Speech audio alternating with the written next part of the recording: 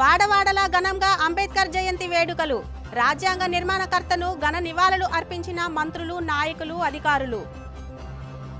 నియోజకవర్గ కేంద్రంలో మాజీ ఎమ్మెల్యే అలజంగి జోగారావు సారథ్యంలో వైసీపీ శ్రేణులతో కలిసి డాక్టర్ బిఆర్ అంబేద్కర్ 134వ జయంతి వేడుకలను ఘనంగా నిర్వహించారు. ఈ సందర్భంగా కూటమి ప్రభుత్వంపై పలు విమర్శలు చేశారు.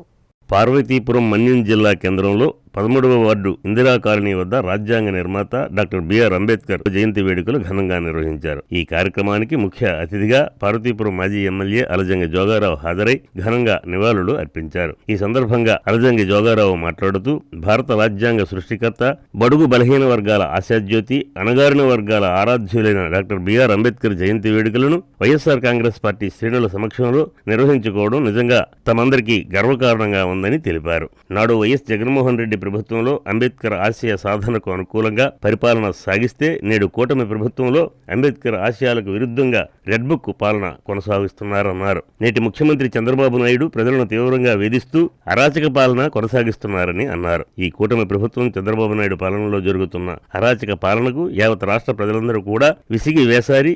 ఈ 10 నెలల పాలనలోనే తీవ్రంగా ప్రజా వ్యతిరేకతను ఈ ప్రభుత్వం మూట కట్టుకుందని, వీళ్ళకి రాబోయే స్థానిక ఎన్నికల్లో తగిన బుద్ధి చెప్పేందుకు యావత్ రాష్ట్ర ప్రజానీకం అంతా సిద్ధంగా ఉన్నారని తెలిపారు. ఈ కార్యక్రమంలో వైసీపీ నాయకులు, కార్యకర్తలు పాల్గొన్నారు.